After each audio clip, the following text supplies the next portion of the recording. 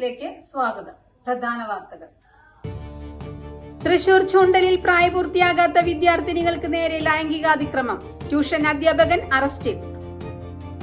ആലപ്പുഴ അരൂരിൽ നിയന്ത്രണം വിട്ട കാർ ഡിവൈഡറിൽ ഇടിച്ചു തകർന്നു. ദമ്പതികൾ ഉൾപ്പെടെ 3 പേർക്ക് പരിക്കേറ്റു.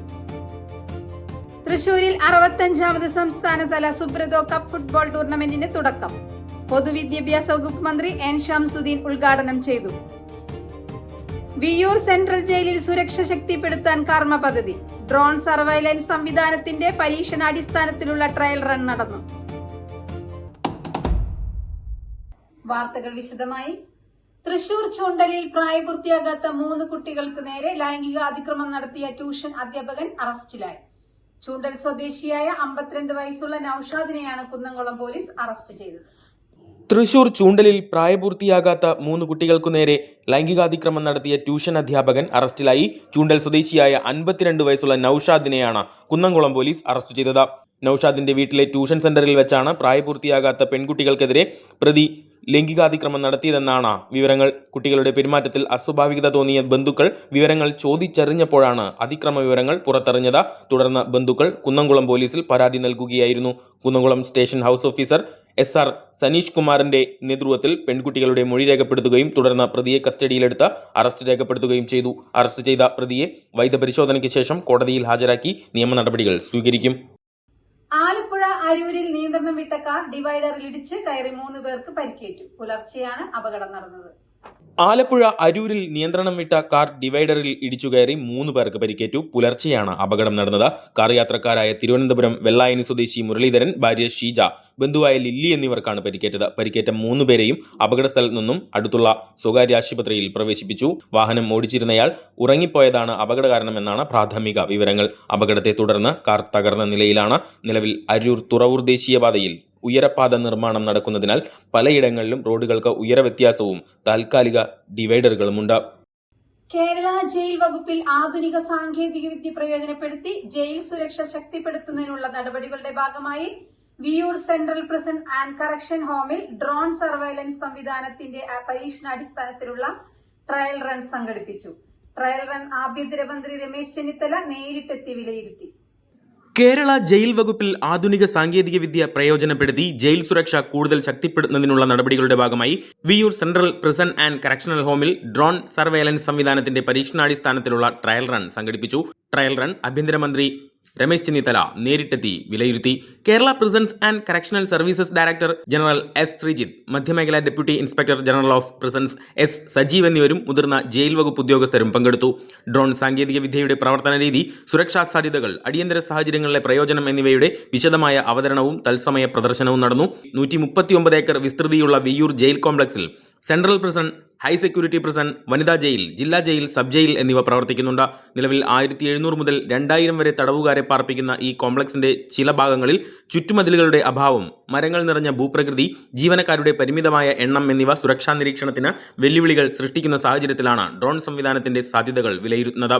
ജയിൽ ചാട്ട ശ്രമങ്ങൾ, ജയിൽ പരിസരത്തേക്ക് നിരോധിത വസ്തുക്കൾ കടത്താനുള്ള ശ്രമങ്ങൾ, മതിലുകൾക്കും മരങ്ങൾക്കും മുകളിലൂടെ നടക്കുന്ന നിയമവിരുദ്ധ പ്രവർത്തനങ്ങൾ എന്നിവ അതിവേഗം കണ്ടെത്തുന്നതിനും ആവശ്യമായ സാഹചര്യങ്ങളിൽ ഉടൻ പ്രതികരിക്കുന്നതിനും ഡ്രോൺ സാങ്കേതികവിദ്യ ഫലപ്രദമായി ഉപയോഗപ്പെടുത്താൻ കഴിയുമെന്നും വിലയിരുത്തി. മനുഷ്യവിഭവശേഷിക്കൊപ്പം ആധുനിക സാങ്കേതിക സംവിധാനങ്ങൾ കൂടി സംയോജിപ്പിക്കുന്നതിലൂടെ ജയിൽ സുരക്ഷയും അച്ചടക്കവും കൂടുതൽ കാര്യക്ഷമമാക്കുക എന്നതാണ് പദ്ധതിയുടെ ലക്ഷ്യം.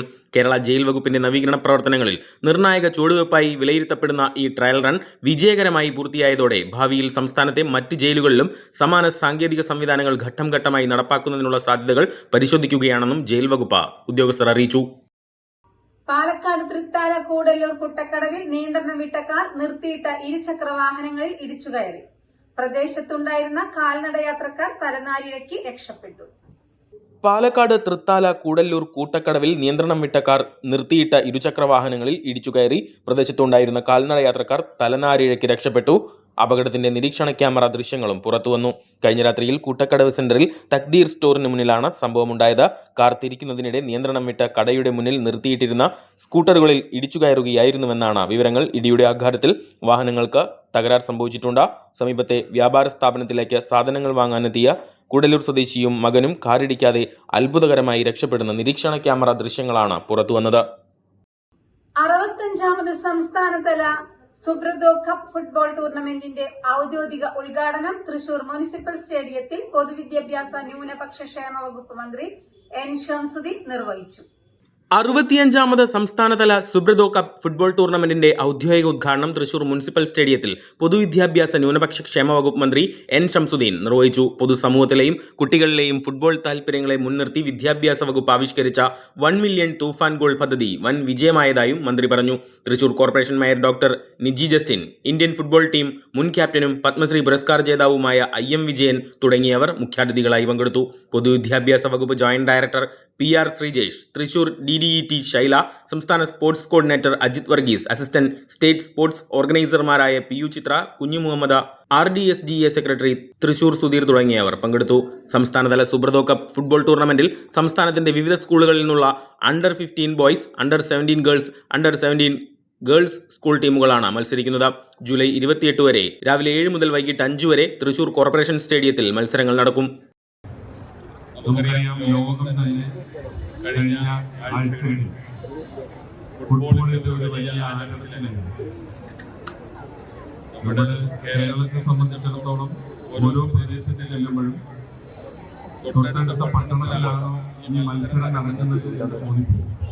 ഈ വർഷം മാത്രമല്ല, വളരെ വേൾഡ് കപ്പായിട്ട് അല്ലെങ്കിൽ യൂറോപ്യൻ കപ്പ് നടക്കുമ്പോൾ ഒക്കെ നമ്മുടെ നാട്ടിലെ ഒരു അവസ്ഥ അങ്ങനെയാണ്. കാരണം അത്രയേറെ ഫുട്ബോളിനെ നെഞ്ചിലേക്കിയ ഒരു ജനതയാണ്. കാസർഗോഡ് വ്യവസായ പാർക്കിലെ പ്ലാസ്റ്റിക് ഫാക്ടറിയിലുണ്ടായ വൻ തീപിടുത്തം പരിഭ്രാന്തി സൃഷ്ടിച്ചു.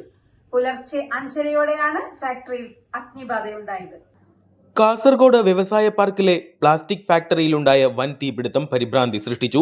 പുലർച്ചെ 5:30യോടെയാണ് ഫാക്ടറിയിൽ അഗ്നിബാധയുണ്ടായത്. പ്ലാസ്റ്റിക് ഗ്രാന്യൂൾസ് ഉണ്ടാക്കാനായി തരംതിരിക്കുന്ന ഫാക്ടറിയിലാണ് തീ പടർന്നത്. തീയും പുകയും വൻതോതിൽ ഉയർന്നതോടെ പ്രദേശത്തുണ്ടായിരുന്നവർ വിവരമറിയിച്ചതിനനുസരിച്ച് കാസർഗോഡ്, കുറ്റിക്കോൽ, കാഞ്ഞങ്ങാട് എന്നിവിടങ്ങളിൽ നിന്നുള്ള ഫയർഫോഴ്സ് യൂണിറ്റുകൾ സ്ഥലത്തെത്തി വെള്ളം പമ്പ് ചെയ്ത് തീ നിയന്ത്രണ വിധേയമാക്കി. ഫാക്ടറിക്കകത്തുകൂടെയാണ് ഗെയിൽ വാതക പൈപ്പ് ലൈൻ കടന്നുപോകുന്നത്. 2 മീറ്റർ ആഴത്തിലാണ് വാതക പൈപ്പുള്ളത്. തീ അതിവേഗം നിയന്ത്രണ വിധേയമാക്കിയതിനാൽ വലിയൊരു ദുരന്തമാണ് വഴിമാറിയത്. തീ അണച്ച ശേഷം ഉദ്യോഗസ്ഥർ ഗെയിൽ വാതക പൈപ്പ് ലൈനിന്റെ മുകൾ ഭാഗത്ത് പരിശോധന നടത്തി സുരക്ഷ ഉറപ്പാക്കി. അതേസമയം തീപിടുത്തത്തിൽ ആർക്കും പരിക്കില്ലെന്നാണ് വിവരങ്ങൾ. തുടർന്ന് വിശദമായ വാർത്തകൾക്ക് ഞങ്ങളുടെ യൂട്യൂബ് ചാനൽ സബ്സ്ക്രൈബ് ചെയ്യുക.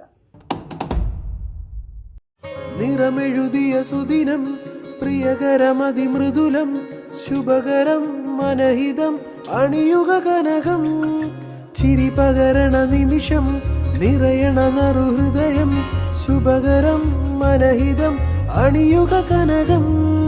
താരമുകിൽ പൂവുകളിൽ മഞ്ഞു പകരുന്ന മധുഗണം, സ്നേഹമുഖം ചേരുമുടൽ, പൊന്നായി മിന്നുന്നു നിൻ മനം.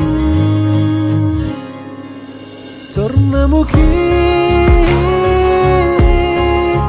സ്വർണ്ണമുഖി സ്വർണ്ണമുഖി സ്വർണ്ണമുഖി സ്വർണ്ണമുഖി ഗോൾഡ് ആൻഡ് ഡയമണ്ട്സ്, സൂര്യപ്രഭയുടെ സ്വർണ്ണമുഖം.